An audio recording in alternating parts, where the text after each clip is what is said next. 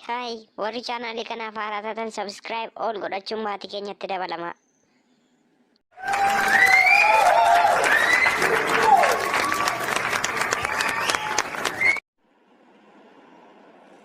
Wayyo, lammaffaan Facebook irratti suuraa post godhamu nan du'eeka. Maal taate? Baleessa koo baadiyyaadhaa dhufee na bira taa'ee baratallee siin jedhe sana beektanii? Nan beeka. Harkaan idaa Facebookii banee fi maal na godhe sitti fakkaata? Suuraa sadeen gadda waliin kaanee post godhe sana beekta miti? Isa mukarra teenyee kaane moo? Eeyyee suuricha. Koomentii suurichaa jalatti achuma ta'an eegaa dhufaan jira naan hin jedhu? Maal? Neegaa?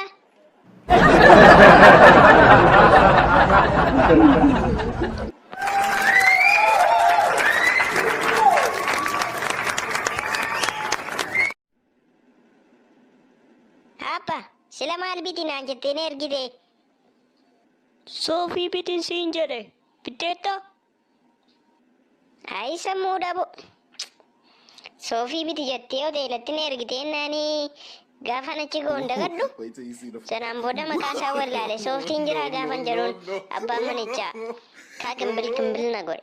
Oh my God! Maal? Sooftii? Say again.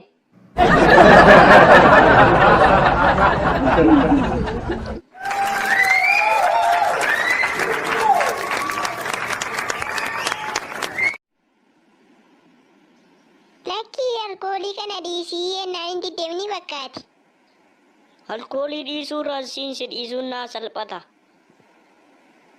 Tole isaa booda gaafa galloo haasofna. Gaaffii tokkoon si gaafadha sirriitti na eeggeeffadhu. Kubbaayyaa lama fuudhee isa tokkotti alkoolii isa tokkotti immoo bishaan naqee raammoo lama fidee yoonii tokko keessa buusi. Isa kamtu du'aa isa kamtu fayyaa ba'a. Gaaffii ijoollee na gaafattaay maal godhoo salphaadha. Lamaan isaanii taffanamee du'a ka. Oh my God! Dogoggorteetta. Inni alkoolii keessa bu'e battaluma sana du'a inni bishaan keessa bu'e garuu osoo maanteenii nagaadhaan ba'a. Kanaafuu alkooliin akkuma raammoo sana ajjeesete isiinis si ajjeesaate dhiisi. Amma kanarraa maal barattire? Dhugaadha barnoota guddoo naaf laatte waan baay'een baradhe kanarraa.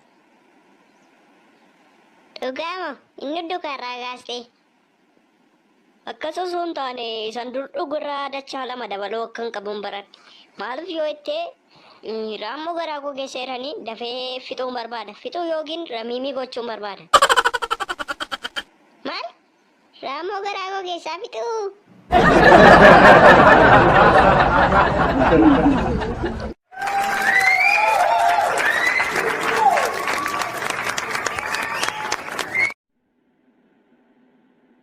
Tolee barnooti keenyarraa kana fakkaataa gaaffii qabdu.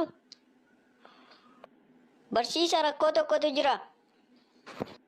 Maalidha rakkoon kun natti himee yoo hin dandeenye nan fura. Rakkoon kun akka hin furamne rakkootu jira. Rakkinnaa rakkatu. Dhibba tokko si gaafadhu. Tole na gaafadhaa.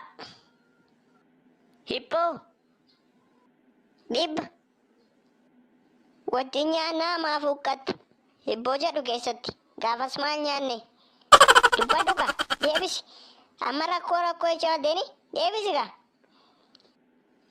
Maal nyaanne? Maal beeynarraan jedhama? Beeyi sin barbaadu si arguu barbaadaan jiru beeynarraan jedhama.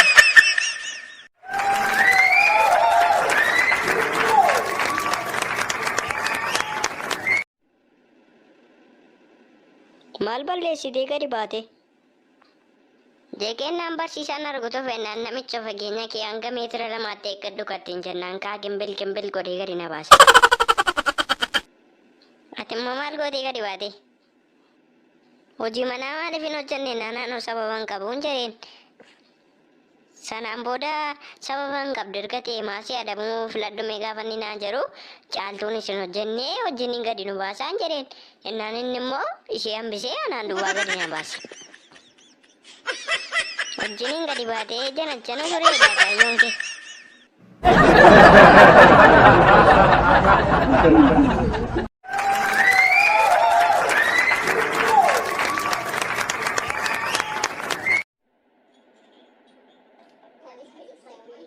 Manni waa yaaddoftee fakkaata.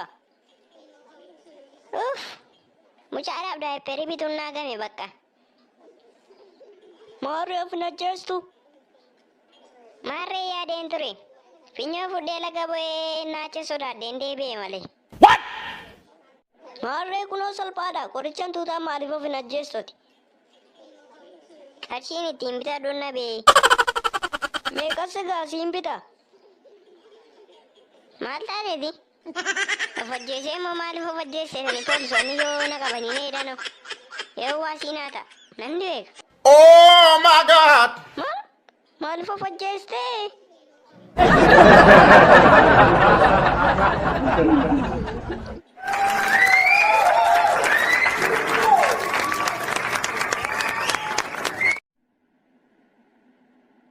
Baga nagaan gara hospitaala keenyaa dhuftee.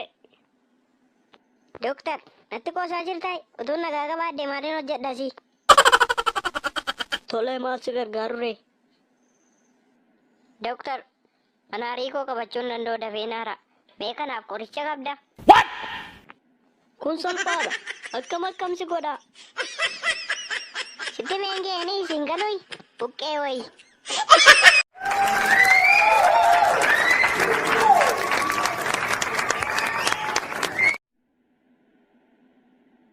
Sababni laayikii saamii Orofan xiqqaateef baay'een keessan laayikii 2 goona jechuun isa jalqaba tuqtan akka balleessaa jirtan qorannoon ifoomseera.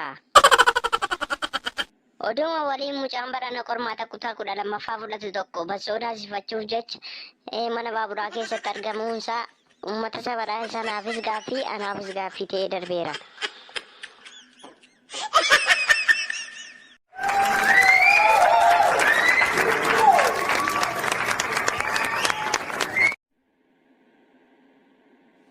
Hai, warri chaanaalii kanaaf haaraa taatan subscribe ol godhachuun maatii keenyatti dabalama.